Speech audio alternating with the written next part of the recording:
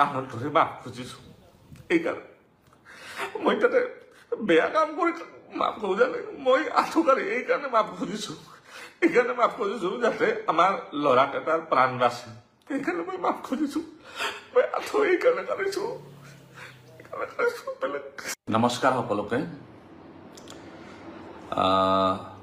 সকলোৱে গম পাইছেই ইতিমধ্যে কি হৈছে তথাপিও মই ভাবোঁ মই কোৱাটো অত্যন্ত দৰকাৰ আপোনালোকে যি শুনিছে মই গম পাওঁ আপোনালোকে বিশ্বাস কৰিব পৰা নাই কাৰণ ভুল বাতৰি বেছি কৰি পাব্লিছ হৈ থাকে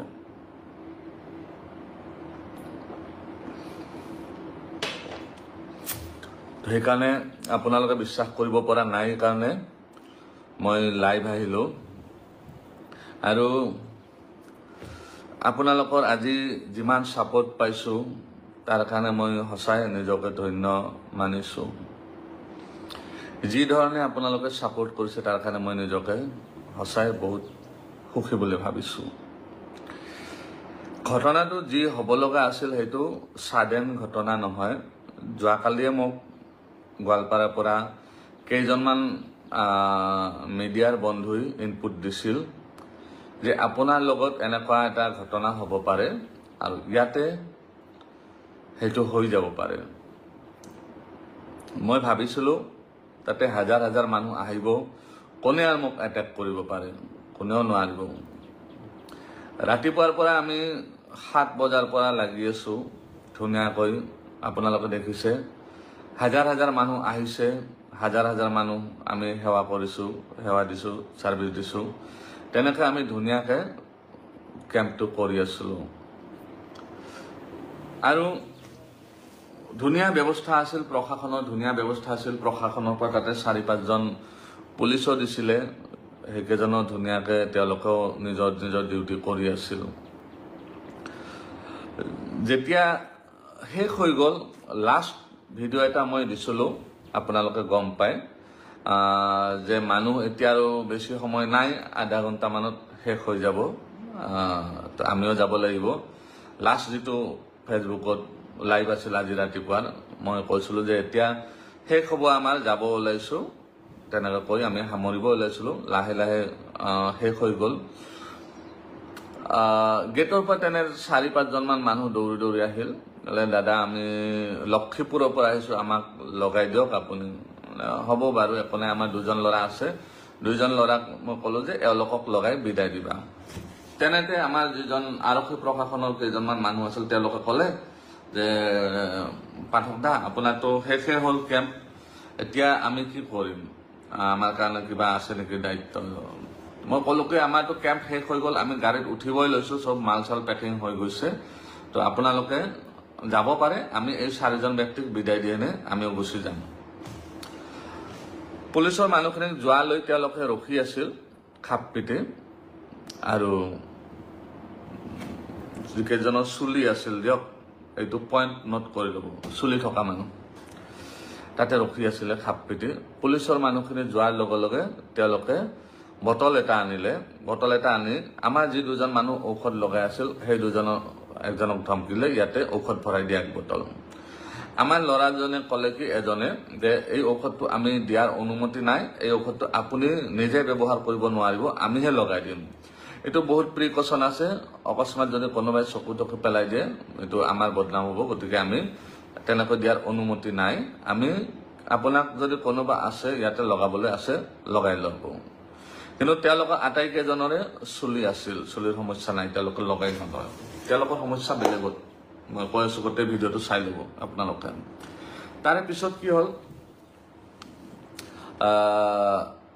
আমাৰ যিজন প্ৰথমতে তেনেকৈ ক'লে তেওঁক বহুত আশ্ৰব্য গালি গালাজ পাৰিলে আমি ইয়াৰে লোকেল মানুহ হয় আমাক নিদিবা কাক দিবা আমাক দিবই লাগিব নহ'লে ঠেং হাত ভাঙি খেদি দিম ইয়াৰ পৰা তাৰপিছত আমাৰ ল'ৰাজনে চুপচাপ গাড়ীত গৈ বহি থাকিল এখন আমাৰ পিকআপ আছে বস্তু অনা গাড়ীখনত গৈ বহি থাকিল বহি থকাৰ পিছত এজন ল'ৰা ৰৈ গ'ল এজন ল'ৰা আৰু সেই 2জন মানুহ আছিল বাহিৰৰ পৰা অহা সেই 2জনক লগাব ধৰিলে ঔষধ তাৰপিছত কি হ'ল সেইজনক ধৰিলে সেইজনেও একেটা কথা কওঁতে 2 থাপ্পৰ বহাই দিলে আমি লোকেল ল'ৰা হয়, আমি ইয়াৰে লোকেল মানুহ, আমাক নিদিলে হ'ব নেকি? তোমালোকৰ এতিয়া গাড়ী চাৰি আমি জ্বলাই দিম, ইয়াতে ইয়াৰ পৰা ওলাব নিদিওঁ, গাড়ী চাৰি জ্বলাই দিম। এই বুলি গৈ পেলাই এজনে গেটখন তালা মাৰি দিলে, গেটখন তালা মাৰি দিলে। তাৰপিছত তাতে মই গ'লোঁ, ল'ৰাজনক থাপ্পাৰ মাৰিলে, 2 থাপ্পৰ বহাই দিলে। তাৰপিছত মই দৌৰি গ'লোঁ, কি হ'ল আমাৰ মানুহক কিয় মাৰিব ধৰিছে? তাৰপিছত মই মোবাইলটো লৈ, এই মোবাইলটো যিটোত লাইভ আছোঁ, এই মোবাইলটো লৈ পেলাই গৈ যিজন মানুহে আমাৰ ল'ৰাজনক মাৰিব ধৰিছে তেওঁৰ ভিডিঅ' বনাওঁত লাগিলোঁ। আপুনি কিয় মাৰিব লাগিছে আমাৰ মানুহখিনিক? এনেকুৱাতো একো কৰা নাই, ঔষধটো দিব নোৱাৰে বুলি কৈছে, আপোনালোকে মাৰিব নালাগে নহয়। তাৰপিছত মোৰ মোবাইলটো এনেকৈ থাপ মাৰি লৈ পেলাই দূৰত পেলাই দিলে, দলিয়াই দিলে। তাৰপিছত তেওঁলোকৰ 2-3 জনে, মই যেতিয়া মোবাইলটো বুটলিব গ'লোঁ, মোক পিছফালৰ পৰা বেয়া কৰি এইখিনিত লাঠি মাৰি দিলে, মই উবুৰি খাই পৰি গ'লোঁ।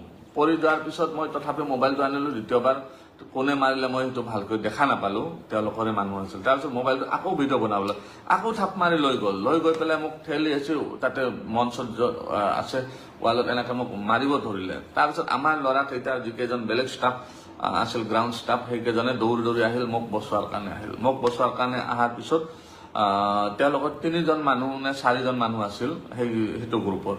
3-4জন মানুহে কি কৰিলে, আমাৰ যিকেইজন সৰু ল'ৰা আছিল সেইকেইজনক মাৰিব ধৰিলে। মাৰপিট কৰাতে আমাৰ কেইজনৰ লাগিল, আমাৰ 7জন ল'ৰা আছিল, তেওঁলোকৰ 3 বা 4জন আছিল। তো এই কেইজন হ'ল ডেকা ল'ৰা।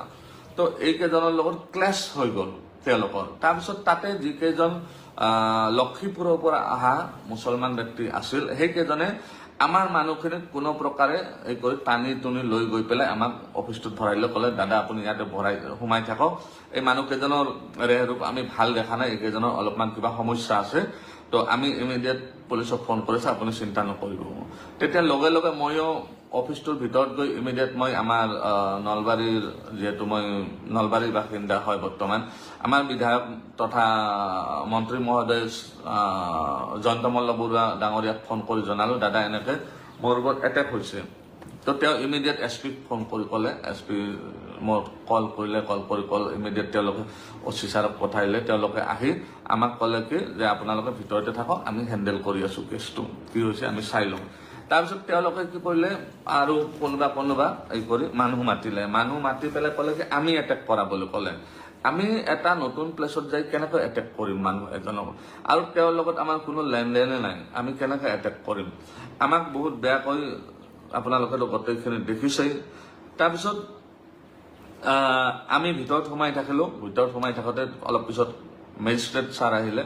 মেজিষ্ট্ৰেট ছাৰ আহি পেলাই মোক ক'লে যে তেওঁলোকে বহুত উগ্ৰ হৈ আছে, আপুনি বাহিৰত গ'লে আপোনাক মাৰি দিব পাৰে। বেছি মানুহ নাছিল ইয়াতে। আৰু এটা কথা ক্লিয়াৰ কৰি দিওঁ, এই যিটো ইনচিডেণ্ট বা এইটো যিটো প্ৰি প্লেনেড হয়, এইটোৰ লগত গোৱালপাৰাবাসী ৰাইজৰ কোনো সম্পৰ্ক নাই। কোনেও গোৱালপাৰাবাসী ৰাইজক গালি নিদিব বা তেনেকুৱা একো বেয়া কথা নকয় যেন। এইটো এটা কেইজনমান মানুহৰ এটা গ্ৰুপৰ লগত গ্ৰুপৰ কথা, আৰু তাত গোৱালপাৰাবাসী ৰাইজ নাই। তাতে আছিল কিমানজন, 30জন বা 40জন মানুহ, তেওঁলোকৰে গ্ৰুপ হয় এইটো, তেওঁলোকৰ গ্ৰুপৰ মানুহ আছিল 40জন। গোৱালপাৰাবাসী তাতে কোনো লেনদেন নাই, গোৱালপাৰাবাসী আহাই নাছিল তাতে। তাৰপিছত কি হ'ল, মোক ভিতৰত আমি বহি থাকিলোঁ, কিছু সময় 2 ঘণ্টামান বহি থাকিলোঁ। বহি থকাৰ পিছত মেজিষ্ট্ৰেট ছাৰে আহি ক'লে যে কথাটোতো বহুত হেৰি হৈ গৈছে, বহুত হাল্লা, তেওঁলোক বহুত উগ্ৰ হৈ আছে, আপোনাক ইয়াতে পৰা অলপ পঠাব দিগদাৰ হৈ আছে, অলপ সমস্যা হ'ব পাৰে, বা তেওঁলোকে কেনেকৈ আপোনাক ইয়াতেও দৰ্জা ভাঙি দি এটেক কৰিব পাৰে। গতিকে আপুনি এটা কাম কৰক, আপুনি যিহেতু জনা বুজা মানুহ, তো আপুনি তেওঁলোকক আমি বাহিৰত লৈ যাম ধুনীয়াকৈ। তেওঁলোকে কৈ আছে কি মাফ খুজিব লাগে, তো জাগাৰ বদনাম হৈছে বুলি মাফ খুজিব লাগে। জাগাৰ বদনাম কেনেকৈ হ'ল? আমি যদি তেওঁলোকৰ মতে আমি যদি মাৰিছোঁ তেনেহ'লে জাগাৰ বদনাম নহয়। তেওঁলোকে যদি মাৰিছে তেতিয়াহে জাগাৰ বদনাম হ'ব। তো মই ক'লোঁ ঠিক আছে ছাৰ, যদি তেওঁলোকে সেইটো বিচাৰে তো মই ৰেডি আছোঁ, যাতে আমাৰ যিখিনি মানুহ আছে এইখিনিৰ মই প্ৰাণকেইটা লৈ পেলাই যাব পাৰোঁ, সশৰীৰে যাব পাৰোঁ। তাৰপিছত মেজিষ্ট্ৰেট ছাৰ আৰু যিখিনি আৰক্ষী প্ৰশাসন মানুহ আছিল সেইখিনি আমাক বাহিৰত আহিলে। সেই অফিচ ৰুমটোৰ পৰা আপোনালোকে দেখিছে, অফিচ ৰুমটোৰ পৰা একদম ফিল্ডৰ মাজলৈকে 50-60 মিটাৰ এই গোটেইখিনি আমাক মাৰপিট কৰিছে, লঠিয়াইছে, গুৰিয়াইছে, চৰিয়াইছে, পিছফালৰ পৰা এনেকে যিমান পাৰিছে তেওঁলোকে মাৰিছে। মাৰাৰ পিছত মোক আনি পেলাই এওঁলোকে পুলিচ প্ৰশাসনৰ মানুহখিনি ক'লে ঠিক আছে আপুনি এড্ৰেছটো কৰি দিয়ক, কথাখিনি কৈ দিয়ক। মই কথাখিনি তেওঁলোকক থিয় হৈ যেতিয়া হাতযোৰ কৰিব ধৰিলোঁ, পিছফালৰ পৰা এনেকে একজনে ধাম কৰি মোক মাৰিছে, এনেকে পিছফালে এইখিনি। তাৰপিছত এনেকে একজনে ওপৰত উঠি এনেকে হেঁচি দিছে মোক, তলত আঁঠু কাঢ়িব লাগিব। তাৰপিছত মই আঁঠু কাঢ়িলোঁ, আঁঠু কাঢ়াৰ পিছত ইমান পিছফালৰ পৰা লঠি আছে, ইমান মানে মাৰিছে বেয়া কৰি, এতিয়া মোৰ ইফালে চব বিষ হৈ আছে। তো ইমান তাৰপিছত আমাৰ ল'ৰাকেইটাক আৰু ভয়ংকৰ কৰি পিটিছে, ইমান পিটিছে। তাৰপিছত কি হ'ল, আপোনালোকেতো বাকীখিনি দেখিছে, মই তেওঁলোকক কাণত ধৰি, তেওঁলোকে এনে মাফ খুজিলে নহয়, কাণত ধৰি মাফ খুজিব লাগে। মই হ'ব কাণত ধৰি মাফ খুজিম। আমাৰ মুঠতে প্ৰাণকেইটা লৈ আমি যাতে যাব পাৰোঁ, সুকলমে যাব পাৰোঁ ইয়াৰ পৰা, যাতে আমাৰ ইয়াত কৰি আৰু বেলেগ একো অসুবিধা নহয়। ল'ৰাকেইটাৰ যাতে মই জীৱন, ল'ৰাকেইটা সৰু সৰু ল'ৰা, ইহঁতৰ যাতে জীৱনটো লৈ যাই দিব পাৰোঁ, যাতে তেওঁলোকৰ মাক দেউতাকে যে ৰখি আছে, তেওঁলোকৰ যাতে মই সুকলমে মাক দেউতাকক গতাই দিব পাৰোঁ, এইটো আপোনাৰ ল'ৰা হয়, মই মোৰ কাৰণে যাতে একো অসুবিধা নহয়, এই কাৰণে মই তেওঁলোকক আঁঠু কাঢ়ি কাণত ধৰি মাফ খুজিছোঁ। এইকাৰণে মই তাতে বেয়া কাম কৰি মাফ খোজা নাই, মই আঁঠু কাঢ়ি এইকাৰণে মাফ খুজিছোঁ, এইকাৰণে মাফ খুজিছোঁ যাতে আমাৰ ল'ৰাকেইটাৰ প্ৰাণ বাচে, সেইকাৰণে মই মাফ খুজিছোঁ। মই আঁঠু এইকাৰণে কাঢ়িছোঁ, বেলেগ